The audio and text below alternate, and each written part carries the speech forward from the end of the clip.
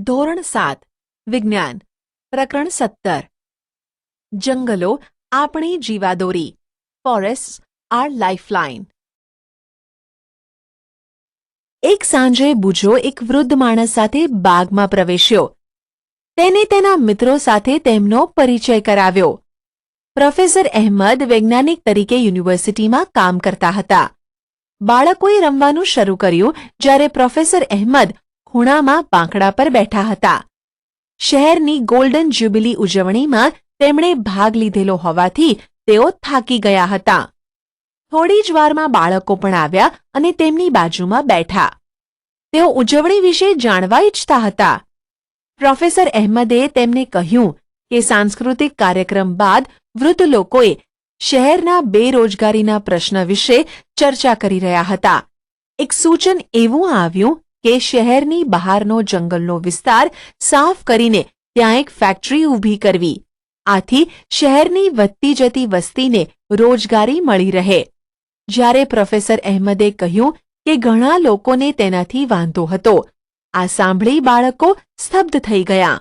Professor અહેમદે સમજાવ્યું, જંગલો એ લીલા ફેફસા છે અને કુદરતનું જળ શુદ્ધિકરણ તંત્ર છે. બાળકો અસમંજસમાં પડ્યા. પ્રોફેસર અહેમદ સમજ્યા કે બાળકોએ જંગલની મુલાકાત લીધેલ નથી. બાળકોને પણ જંગલ વિશે વધુ જાણવું હતું.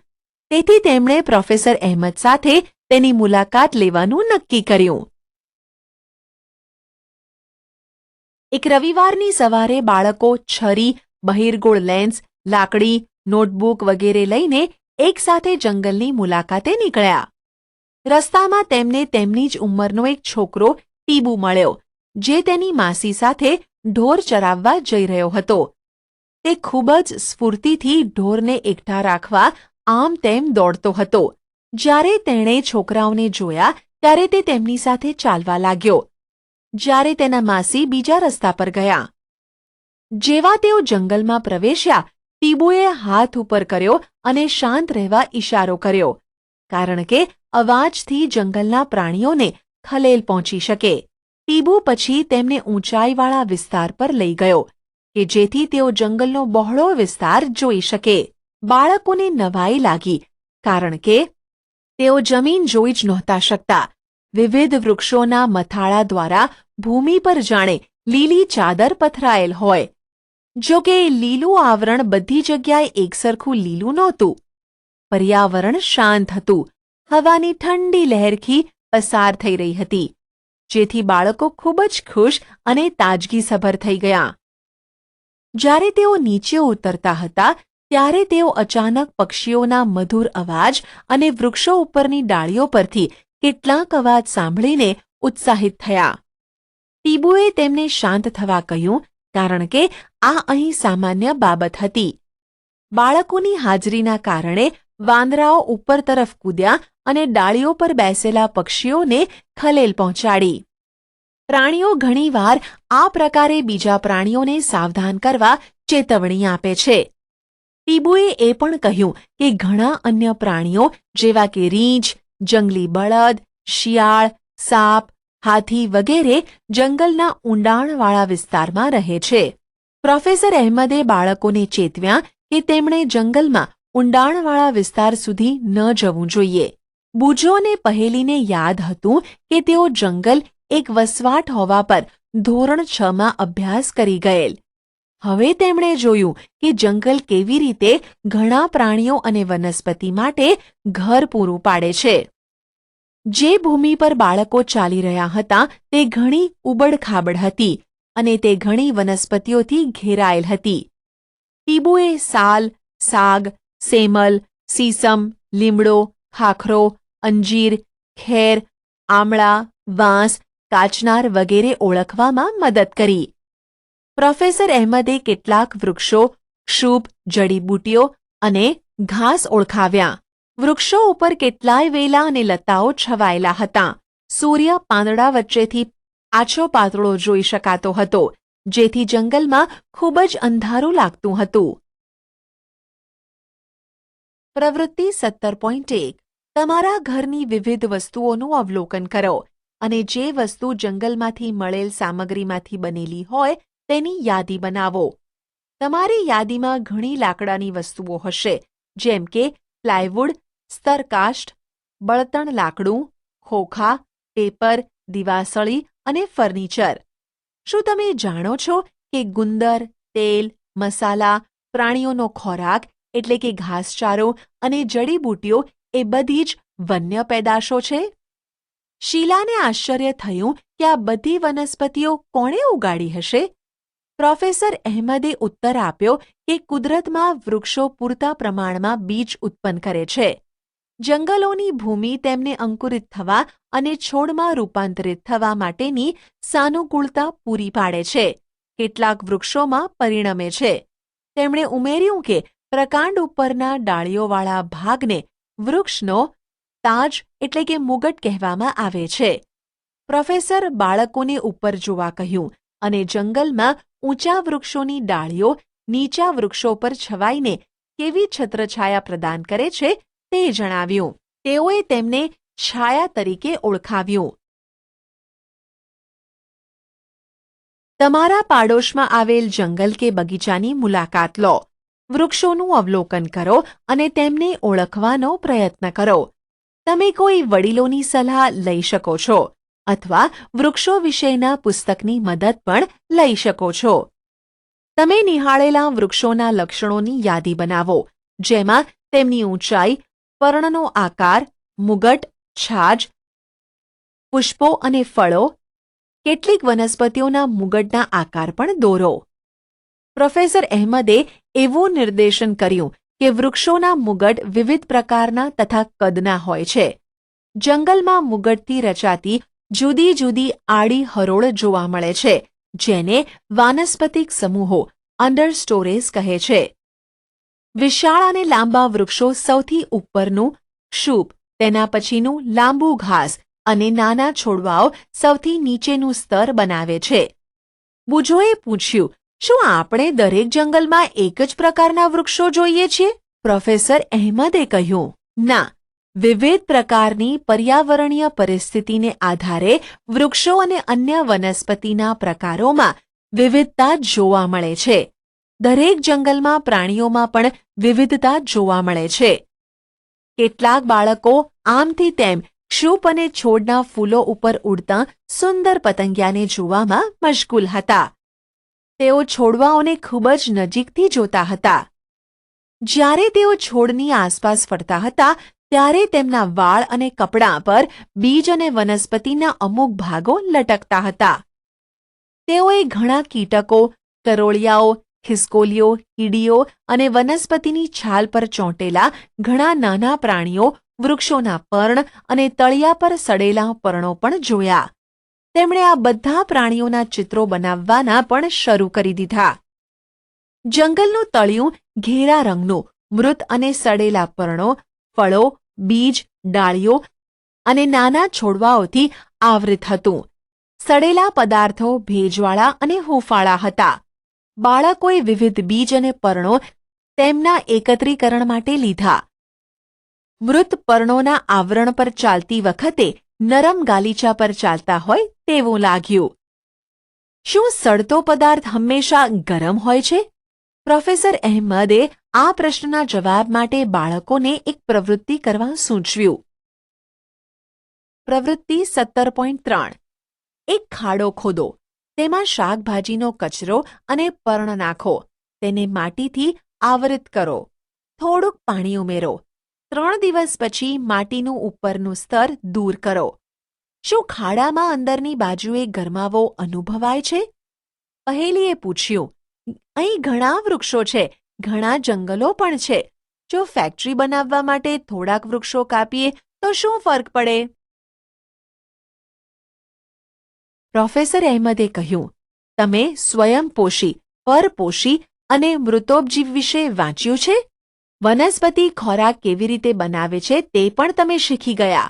બધા જ પ્રાણીઓ પછી તે શાકાહારી હોય કે માંસાહારી, આખરે તે વનસ્પતિ પર જ નભે છે. વનસ્પતિ પર નભનારા સજીવો ઘણા ખરા બીજા સજીવો દ્વારા ખોરાક તરીકે ઉપયોગમાં લેવાય છે. દાખલા તરીકે કીટકો ઘાસ ખાય છે, દેડકો કીટકોને ખાય છે, સાપ દેડકાને ખાય છે. આમ આહાર શૃંખલા રચાય છે. ઘાસ, કીટકો, દેડકો, સાપ, સમડી. જંગલમાં ઘણી આહાર શૃંખલાઓ જોવા મળે છે. બધી આહાર શૃંખલાઓ એકબીજા સાથે સંકળાયેલી છે. જો એક આહાર શૃંખલામાં ખલેલ પડે તો તે અન્ય આહાર શૃંખલાને પણ અસર કરે છે. જંગલનો દરેક ભાગ અન્ય ભાગ પર આધારિત છે. જો આપણે એક હિસ્સો દૂર કરીએ, જેમ કે વૃક્ષો, તો બાકીના બધા જ હિસ્સાઓ પર અસર જોવા મળશે. પ્રોફેસર અહેમદે બાળકોને જમીન પરથી એક પર્ણ ઉઠાવીને બહિર્ગોળ કાચમાં નિહાળવા કહ્યું. તેમને તેમાં નાની ફૂગ એટલે કે મશરૂમ જોવા મળી. તેઓને નાના જીવજંતુઓનું સૈન્ય જોવા મળ્યું, જેમ કે કીડીઓ, ઢાલિયા જીવડાઓ વગેરે. તેમને નવાઈ લાગી. આ સજીવો તેમાં કેવી રીતે જીવે છે? પ્રોફેસર અહેમદે સમજાવ્યું, નરી આંખે સરળતાથી જોઈ શકાતા સજીવો ઉપરાંત પણ સૂક્ષ્મ જીવો જમીનમાં રહે છે. પહેલીને આશ્ચર્ય થયું કે ફૂગ અને સૂક્ષ્મજીવો શું ખાય છે? પ્રોફેસર અહેમદે જવાબ આપ્યો કે તેઓ મૃત વનસ્પતિ અને પ્રાણીઓની પેશીઓ પર નભે છે અને તેમને ઘેરા રંગના સેન્દ્રિય પદાર્થમાં ફેરવે છે. તમે સેન્દ્રિય પદાર્થો વિશે પ્રકરણ 9માં અભ્યાસ કરી ગયા. જમીનના કયા સ્તરમાં સેન્દ્રિય પદાર્થો જોવા મળે છે? તેનું જમીનમાં શું મહત્વ છે? સૂક્ષ્મજીવો કે જે મૃત વનસ્પતિ અને પ્રાણીઓને કાળા સેન્દ્રિય પદાર્થોમાં ફેરવે છે તેને વિઘટકો કહે છે. આ સૂક્ષ્મ જીવો જંગલમાં ખૂબ જ મહત્વનો ભાગ ભજવે છે. પહેલીએ ઝડપથી જમીન પરના મૃત પાંદડા દૂર કર્યા અને તેઓની નીચે કાળી માટીનું સ્તર જોવા મળ્યું. સેન્દ્રિય પદાર્થોની હાજરી એ સૂચવે છે કે જમીનમાં મૃત વનસ્પતિ અને પ્રાણીઓના પોષક ઘટકો મુક્ત થયેલ છે. અહીંથી આ પોષક તત્વો ફરીથી વનસ્પતિ દ્વારા શોષાય છે. શૈલાએ પૂછ્યું, જો પ્રાણી જંગલમાં મૃત્યુ પામે તો શું થાય છે? ટીબુએ જવાબ આપ્યો, મૃત પ્રાણીઓ ગીધ, કાગડા, શિયાળ અને જીવજંતુઓનો ખોરાક બને છે. આ રીતે પોષક તત્વો ચક્રમાં ફરતા રહે છે. આથી જંગલોમાં કશું નકામું જતું નથી. પહેલીએ પ્રોફેસર અહેમદને યાદ કરાવડાવ્યું કે તેમણે જંગલો લીલા ફેફસા કેમ છે તે સમજાવ્યું નથી. પ્રોફેસર અહેમદે સમજાવ્યું કે વનસ્પતિઓ પ્રકાશ સંશ્લેષણ દ્વારા ઓક્સિજન મુક્ત કરે છે. પ્રાણીઓના શ્વસન માટે વનસ્પતિ ઓક્સિજન પૂરો પાડે છે. વૃક્ષો વાતાવરણમાં ઓક્સિજન અને કાર્બન ડાયોક્સાઇડનું સંતુલન જાળવે છે. આથી જંગલો ફેફસા કહેવાય છે. બાળકોએ આકાશમાં વાદળો બનતા જોયા. બુજોએ યાદ કર્યું કે તેણે ધોરણ 6માં જળચક્રનો અભ્યાસ કર્યો છે. વૃક્ષો મૂળ દ્વારા પાણી લે છે અને હવામાં બાષ્પ સ્વરૂપે બાષ્પોત્સર્જનની પ્રક્રિયા દ્વારા પાણી મુક્ત કરે છે. જો વૃક્ષો થોડા હોય તો જળચક્ર પર શું અસર થશે? ટીબુએ કહ્યું, જંગલો માત્ર વનસ્પતિ અને પ્રાણીઓનું જ ઘર નથી, તેમાં ઘણા લોકો પણ રહે છે. તેમાંના ઘણા જુદી જાતિના પણ છે. ટીબુએ સમજાવ્યું કે આ લોકો મહદઅંશે જંગલો પર નિર્ભર છે. જંગલો તેમને ખોરાક, રહેઠાણ, પાણી અને દવાઓ પૂરી પાડે છે. તેઓ પાસે ઘણી જડીબુટ્ટીઓનું પરંપરાગત જ્ઞાન પણ છે. જ્યારે બુજો નાના ઝરણામાંથી પાણી પી રહ્યો હતો ત્યારે તેણે કેટલાક હરણોને ઝરણો પાર કરતા જોયા. તેઓ ગીચ ઝાડીઓમાં અદૃશ્ય થઈ ગયા. ગીચ ઝાડીઓ અને ઊંચું ઘાસ પ્રાણીઓને ખોરાક અને રહેઠાણ પૂરું પાડે છે. તે જંગલમાં રહેતા માંસાહારીઓથી પણ તેમને બચાવે છે. ટીબુએ ધીમેથી જંગલના તળિયે જોયું. તેણે બાળકોને બોલાવ્યા અને કેટલાક પ્રાણીના મળ બતાવ્યા. તેણે જુદા જુદા પ્રાણીઓના મળનો તફાવત સમજાવ્યો. પ્રોફેસર અહેમદે સૂચવ્યું કે જંગલના અધિકારીઓ કેટલાક પ્રાણીઓની હાજરી તેમના મળ અને પગલાંના નિશાનથી ઓળખી શકે છે. બુજોએ બધાને બોલાવ્યા અને એક મોટો પ્રાણી મળનો સડેલો ઢગલો બતાવ્યો. તેમાંથી કેટલાક ઢાલિયા જીવડા અને ઈયળો ખોરાક મેળવતા હતા અને તેમાંથી બીજાંકુરિત વિકસી રહ્યા હતા, જે જુદા જુદા છોડ અને ક્ષુપના હતા. પ્રાણીઓ પણ કેટલીક વનસ્પતિના બીજના ફેલાવા માટે અગત્યનો ભાગ ભજવે છે, જે જંગલની વૃદ્ધિ અને પુનર્વિકાસ માટે જરૂરી છે. પ્રાણીઓનો સડી ગયેલો મળ પણ બીજાંકુરિતને પોષણ પૂરું પાડે છે, તેમ પ્રોફેસર અહેમદે સમજાવ્યું. આ સાંભળીને બુજોએ પોતાની નોંધપોથીમાં નોંધ્યું, વનસ્પતિની વિવિધ જાતિઓને વિકસાવવાથી જંગલો તૃણાહારીઓને ખોરાક અને રહેઠાણ માટેની બહોળી તકો પૂરી પાડે છે. તૃણાહારીઓની વધુ સંખ્યા એટલે માંસાહારીઓ માટે ખોરાકનો વધુ જથ્થો. પ્રાણીઓની વિવિધતા જંગલના વૃદ્ધિ અને પુનર્વિકાસ માટે જરૂરી છે. વિઘટકો પોષક તત્વોનો પુરવઠો જંગલના વૃક્ષોને પૂરો પાડવામાં સહાય કરે છે. તેથી જંગલો એક અદ્વિતીય જીવિત અસ્તિત્વ જીવનથી ભરપૂર છે. બપોર થવા આવી અને બાળકોને પાછા જવું હતું. ટીબુએ પાછા જવા માટે બીજો રસ્તો બતાવ્યો. જ્યારે તેઓ પાછા જઈ રહ્યા હતા ત્યારે વરસાદ શરૂ થયો. જો કે આશ્ચર્યજનક રીતે તેમણે જોયું કે વરસાદના ટીપાં સીધા જંગલના તળિયે અથડાતા નહોતા. જંગલનો સૌથી ઉપરનો વિસ્તાર છત્રછાયા વરસાદના પ્રવાહને રોકીને રાખે છે અને મોટાભાગનું પાણી ડાળીઓ અને વૃક્ષોના પ્રકાંડ દ્વારા નીચે આવે છે. ડાળીઓ પરથી ક્ષુભ અને છોડવા પર પાણી ટપકે છે. તેમણે જોયું કે જમીન હજી સૂકી હતી. અડધા કલાક પછી વરસાદ અટક્યો. તેમણે જોયું કે મૃત પર્ણોનું ભોંયતળિયા પરનું સ્તર હવે ભીનું લાગતું હતું, પરંતુ જંગલમાં પાણી સ્થિર નહોતું. બુજોએ વિચાર્યું કે જો શહેરમાં આટલો ભારે વરસાદ થયો હોત તો પૂર આવી ગયું હોત. જો ભારે વરસાદ શહેરમાં પડે તો શું થાય? પ્રોફેસર અહેમદે કહ્યું, જંગલો વરસાદી પાણીના કુદરતી શોષકો તરીકે પણ કાર્ય કરે છે. તેઓ જમીનમાં સમગ્ર વર્ષ દરમિયાન જળ સપાટી જાળવી રાખવામાં મદદ કરે છે.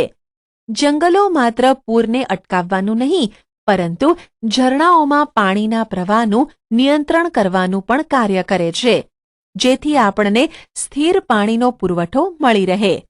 બીજી તરફ જો વૃક્ષો ન હોય તો વરસાદ સીધો જમીન પર પડે અને નજીકના વિસ્તારમાં પૂર આવી શકે. ભારે વરસાદ જમીનને પણ નુકસાન પહોંચાડે છે. વૃક્ષોના મૂળ સામાન્ય રીતે જમીનને જકડી રાખે છે, પરંતુ તેમની ગેરહાજરી જમીનનું ધોવાણ કરે છે. બાળકોએ પાછા ફરતા ટીબુના ગામમાં 1 કલાક પસાર કર્યો.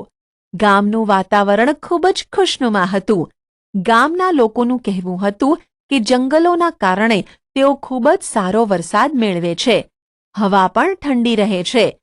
અવાજનું પ્રદૂષણ પણ ઓછું હોય છે, કારણ કે જંગલો આજુબાજુના હાઈવેનો અવાજ શોષી લે છે. બાળકો ગામના ઇતિહાસ વિશે શીખ્યા.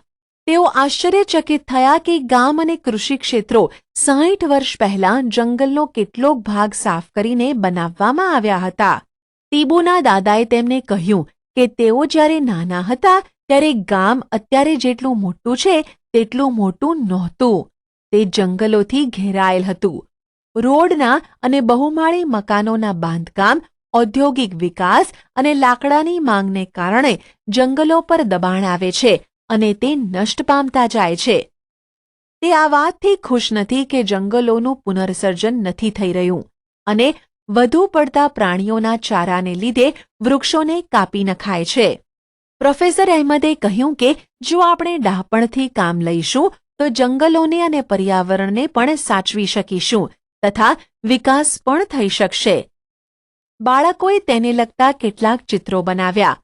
મુલાકાતને અંતે પ્રોફેસર અહેમદે બાળકોને જંગલના મહત્વ વિશે પૂછ્યું.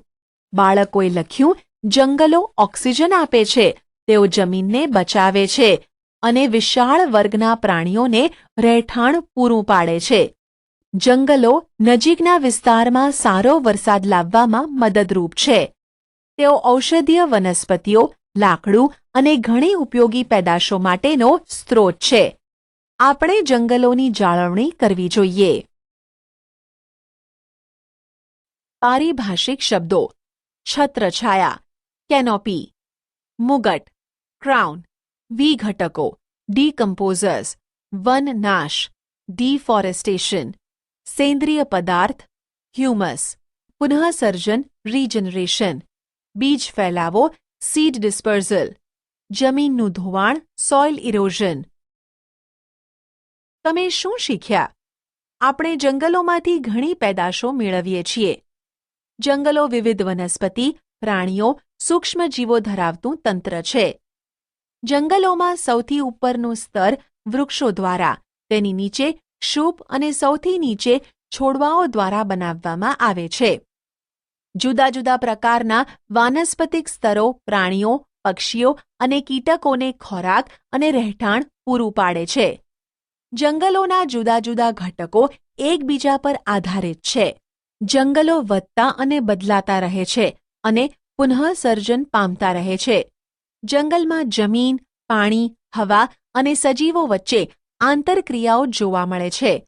જંગલો જમીનને ધોવાણથી અટકાવે છે. જમીન જંગલોની વૃદ્ધિ અને પુનઃસર્જનમાં મદદરૂપ છે. જંગલો એ તેના પર નભતા સમુદાયોની જીવાદોરી છે. જંગલો વાતાવરણ, જળચક્ર અને હવાની ગુણવત્તાને અસર કરે છે.